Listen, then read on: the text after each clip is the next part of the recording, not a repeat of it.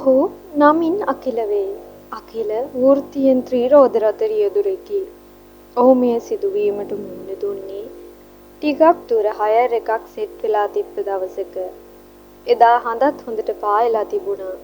ඔහු ආපාර දෙපස කැලෑව නිසා අකිලට දැනුනේ මහා මුස්පේන්තු ගතියක්. ටිකෙන් ටික වෙලාව ගත වුණා. පාන්දර 3ට ආසන්න වෙද්දී අකිලට මහා අමුතු සීතලක් දැනෙන්න ගත්තා. ඒත් එක්කම පාරායිනේ සිටි කාන්තාවක් ත්‍රිවිල් එකට අත දැම්මා. මේ මහරෑ මේ පාළු පාරේ මේ මිනිස්සයා මොකද කරන්නේ කියලා අකිලට හිතා ගන්න බැරි වුණා. ඔහු තම වාහනය හිමීට නතර කළා. වාහනයට අත දැමූ තරුණිය අකිලගෙන් ඇසුවේ හයර් එකක් යන්නට පුළුවන්ද කියා. ඇයට යාමට අවශ්‍ය තැන විමසා තම වාහනයට ඇයව නගාගත් අකිල මේ පාළු පාරේ තනියම යනවට වඩා තව කවුරු හරි එක්ක යන එක හිතටත් හයියක් නේ කියලා අකිලට හිතුණා. නිකම්ම යනවට වඩා තමාගේ අතට තව මුදලක් ලැබෙන එක ගැන ඔහු සතුටු වුණා. නංගි මෙහෙර කොහෙද යන්නේ? අකිල ඇහුවා. ඔහුට එම ප්‍රශ්නයට පිළිතුරක් ලැබුණේ නැහැ. නංගි මේ ළඟද? අකිල ඇසූ දෙවෙනි ප්‍රශ්නෙටත් ඔහුට කිසිදු පිළිතුරක් ලැබුණේ නැහැ. නංගි ඔය කොහෙන්ද බස්සන්න ඕන? අකිල ඇසුවා. මම කියන්නම්කෝ ඔහොමම යමු. අකිලගේ අවසාන ප්‍රශ්නයට පමණක් ඇය පිළිතුරු දුන්නා.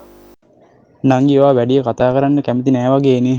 අකිල එසේ අසනවත් සමගම ඔහුට පිටිපසුන් ඇසුනේ සිනාසින හඬක් පමණි. ඔතනින් නවත්තන්න කියූ තරුණිය හයර් එකට මුදල් නොදීම වාහනයෙන් බැස ඉදිරියට යන්නට වුණා. නංගි ඔයා මගේ හයර් එකට සල්ලි දුන්නේ නෑ. සල්ලි දීලා යන්න. කියා කෑගසූ අකිලද තරුණිය පසුපස ඇය ඇතුළු වූ කැලෑවටම යන්නට වුණා. දැඩි ලෙස කෝපයටපත් වූ අකිල සල්ලි දීලා යන දන කියන්න මට ගෙදර යන්න පරක්කු වෙනවා. යයි කියමින් තරුණිය පසුපස තවත් කැලේ ඇතුළට යන්න උනේ නොදැනීමය. තරුණිය පසුපස අකිලට හීන් දාඩිය දැම්මේ ඇය තරුණිය පසුපස ඇවිත් තිබෙන්නේ සොහොනක් අසලට බව දැකීම. ඒත් එක්කම මෙම තරුණිය එක් සොහොන් කොටක් අසලට ගොස් අතුරුදහන් වුණා. සිදු වූ කිසිවක් සිතාගත නොහැකි වූ අකිල සොහොන් කොත දෙස මද වේලාවක් බලා සිටියේ. තරුණියට ඌයේ කුමක්දැයි සිතාගත නොහැකි වූ නිසාය. හයර් එක අමතක කර නැවත නිවස බලා පැමිණෙන්න හදනවත් සමගම අකිලට දැක ගැනීමට හැකි වූයේ සොහොන් කොත පිටුපසින් වතු මුහුණකි. ඒ මුහුණ දුටු අකිල අම්මට සිරිමේ මොකෙද්ද? දෙලව රත් වූ අකිල කකුලට වාරු අරගෙන ත්‍රිවිල් රථයට ගොඩ වී පිඹගෙන නිවසට ගියේ මේ රෑ නැවතත් හයර් යන්නේ නැතයි සිතා ගනිමිනි.